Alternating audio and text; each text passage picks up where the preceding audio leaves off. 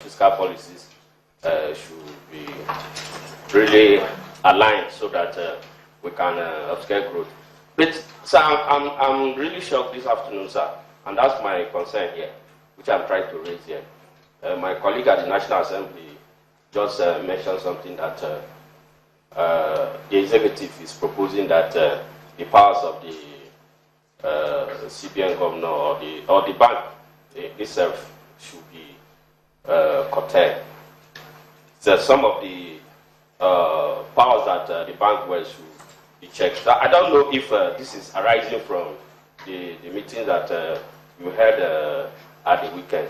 Maybe you want to tell us what really happened. Thank you, sir. Thank you. I think the governor can now take the questions. Governor, sir. Well, thank you very much.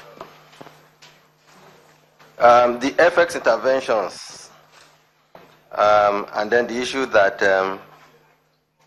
as a result of the FX interventions that the rates have started to come down.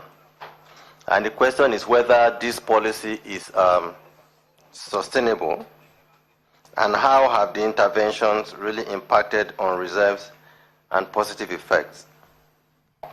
But basically, the point is that the NEC did not direct, because I've heard about NEC directing and all that. The central bank made a presentation on the Nigerian economy and the FX market to the NEC. And the NEC thereafter advised that we should look into all the issues that were discussed on the foreign exchange market. But of course, before then, we had started to see the rising trend in the exchange rate, particularly at the parallel market, and we had taken a decision that there was a need to reverse the trend. And that is the reason we specifically started the FX interventions. And I am happy, indeed very gratified, that those interventions have proved very positive.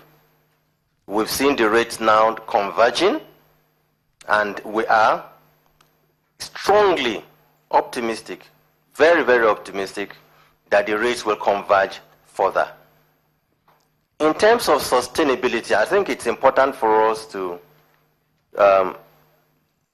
say that reserves at this time still trending upwards to almost close to $31 billion as I speak with you.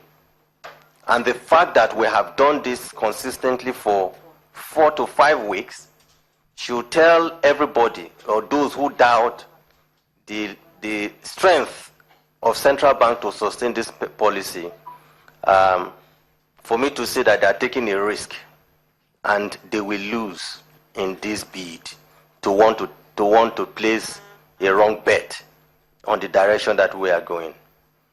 The direction is that there is a determination to see to the convergence of those rates. And with what we have seen so far, we are very optimistic that those rates will converge. And all the elements in the foreign exchange, on the flagging foreign exchange market, will no doubt be implemented. It is a program, and I am happy to say that that program is on course. We are happy that it's looking good, in fact, beyond our expectation.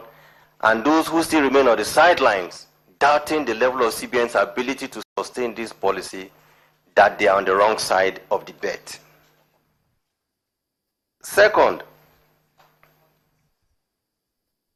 there is what Onye talked about, the fact that, that the rate had moved from 305 to 307.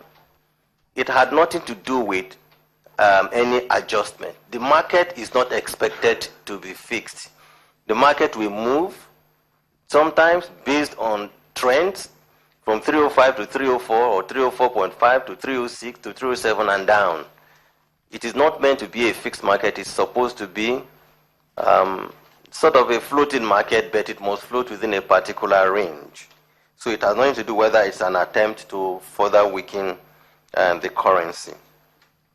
Well, the last question on the issues bordering on an amendment of the CBN Act, I've always said that the powers to make, powers to abrogate, our powers to amend laws rest with the National Assembly.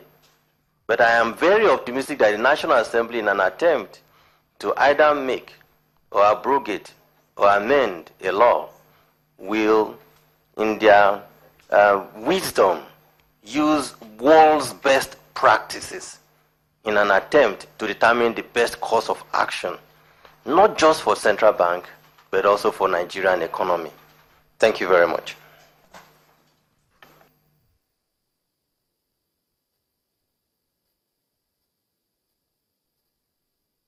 Bye-bye.